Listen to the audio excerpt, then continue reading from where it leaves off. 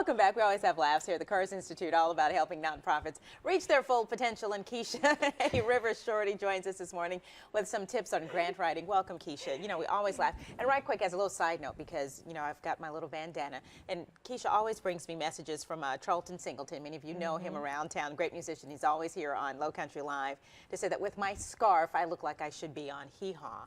I'll tell you what, I had it, listen, Charlton, this message is for you. I had an overall with the Hee Haw logo on it when I was a little girl, so I'm all about that. And he dared me to sing Dolly Parton's 9 to 5. Yep. Working 9 to 5.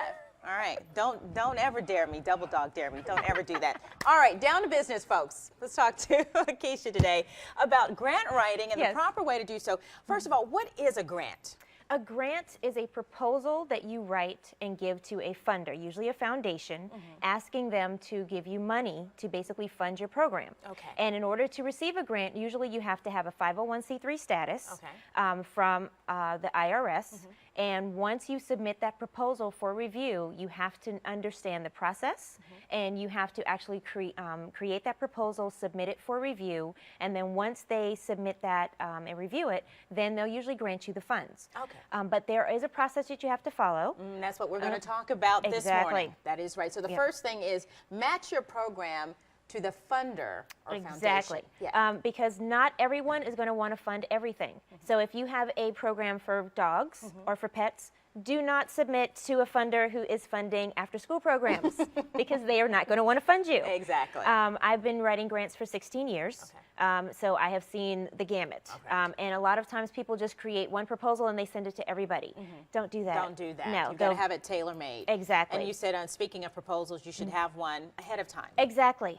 Proposals do take time to put together. So one of the things that we do at the Cars Institute is we teach you how to create a proposal, have one prepared in advance, and then when you come across a request for a proposal, then all you do is you tailor it to that funder to make sure that it meets their guidelines. Everybody has specific application instructions, so make sure that your proposal meets their application instructions. Now, you also suggest that people be creative because people are these funders are getting proposals every day, hundreds of them. So you want to be able to stand out. Exactly. How do you do that? One of the things that I always say is you want to include something that separates you from the crowd. So if your organization is local to the Charleston area, you want to name your program.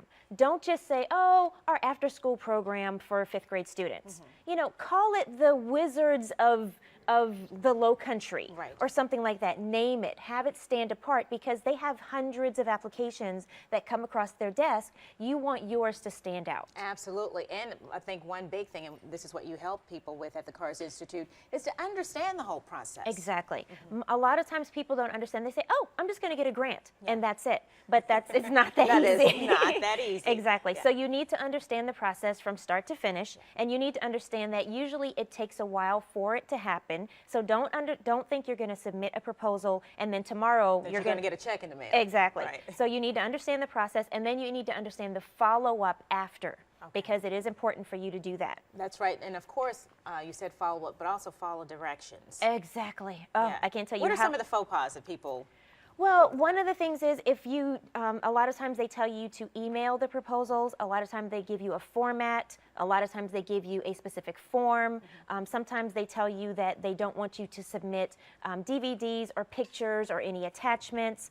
So there are a lot of things that they ask for specifically, and people just don't follow that information. And that can get them kicked out of the whole thing. Exactly. If you don't follow the directions, your proposal is not even read. So you need to make sure that you have the do's and don'ts immediately before you even get started. Well, it sounds like the Cars Institute knows exactly what's going on. So if you're thinking about starting up a nonprofit, you help with that as well, and then you can help them also with the grant writing process, maybe, and how to propose it and get funding for it. Exactly. So part of what we're doing now is we're actually moving to, we do have some on-site webinars and workshops, but we're moving to an on-demand because we have a lot of people with different schedules. So you'll be able to go to our website starting at in November and December to be able to actually just download the webinar that you want and watch it from the convenience of your home. That's great. On your time. So you can go to our website to find out more. All right, there you see it there at the bottom of the screen. Keisha, thank you so much. You tell Charlton to leave me alone. Thank you. All right, stay with us. We're back in a moment.